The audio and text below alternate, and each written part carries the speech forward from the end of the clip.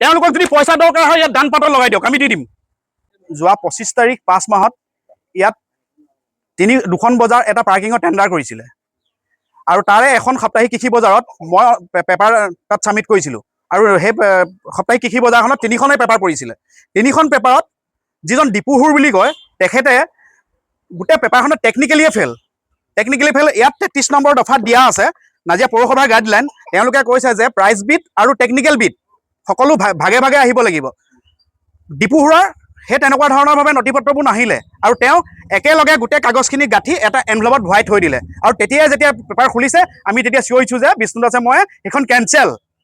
তেতিয়া হাঁহিছে তেওঁলোকে, গোটেই যিকেইজন বহি আছে এখন কেঞ্চেল খুলিব নোৱাৰি আৰু সেইখন পেপাৰ নুখুলিলেই। আৰু সেই নুখোলা পেপাৰখনত যিখন ইয়াত লিখা আছে যে এওঁলোকৰ গাইডলাইন এটা আছে যে টেকনিকেল বিট যেতিয়া পাছ নহয় প্ৰাইজ বিট খুলিব নোৱাৰি আৰু টেকনিকেল বিট পাছ নোহোৱাৰ কাৰণে থৈ দিলে আৰু আমিও সেই ৰেট নেজানিলোঁ। আজি যোৱাকালি যেতিয়া সন্ধিয়া 5 বজাত তেওঁলোকে অৰ্ডাৰ হেংগিং কৰিছে, এইখন দীপুহুৰৰ নামত ৰেট দিছে যে ইমান টকাৰ ভিতৰত দীপুহুৰে বজাৰখন পালে। আৰে আমি থকা অৱস্থাত কিয় প্ৰাইজ বিট নুখুলিলে? টেকনিকেলি পাছ নোহোৱা মানুহটো প্ৰাইজ বিটটো কিয় খুলিবলগীয়া হ'ল? এয়া নাজিৰা পৌৰসভাৰ 2 নম্বৰী। এনেকুৱা ধৰণৰ 2 নম্বৰী নাজিৰা পৌৰসভাত চলি থাকে, খুবেই চলি থাকে ইয়াত। কিন্তু এইবাৰ আমি এনেকুৱা 2 নম্বৰী হ'বলৈ দিব নোৱাৰোঁ। গতিকেলৈ ইয়াৰ বিহিত ব্যৱস্থা লাগিব আৰু মুখ্যমন্ত্ৰীয়ে কয় চব নিকা হ'ব লাগে। ইয়াত নাজিৰা পৌৰসভাত একো নিকা হোৱা নাই। মই আপোনালোকৰ যোগেদি কৈছোঁ মুখ্যমন্ত্ৰীয়ে এই বিচাৰটো যেন শুদ্ধভাৱে কৰি দিয়ে। এই নিকা চেয়াৰমেন বাইদেউ এতিয়া উত্তৰ দিব হ'লে পলাইছে, এতিয়া মুখৰ আগলৈ নাহে তেখেতে। এয়া দে, গতিকে এনেকুৱা নাজিৰা পৌৰসভাত ধিক্কাৰ দিছোঁ মই। ধিক্কাৰ দিছোঁ এনেকুৱা কৰ্মৰ কাৰণে। আমাৰ এই পেপাৰখনত যেতিয়া 1000 টকা লয় আমি কিমান টকা তাত খৰচ কৰোঁ তেওঁলোকে বুজি পায়নে?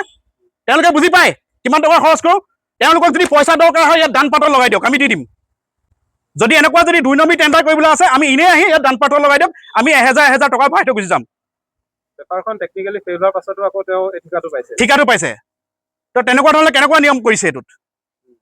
কাৰণ আৰু টেকনিকেলি ফেইল হোৱাৰ পিছতো মানে প্ৰাইজ বিট কেতিয়াও নুখোলে। আজি যিমান বছৰ টেণ্ডাৰ হৈ আছে নুখোলে টেকনিকেলি ফেইল হোৱাৰ পিছত।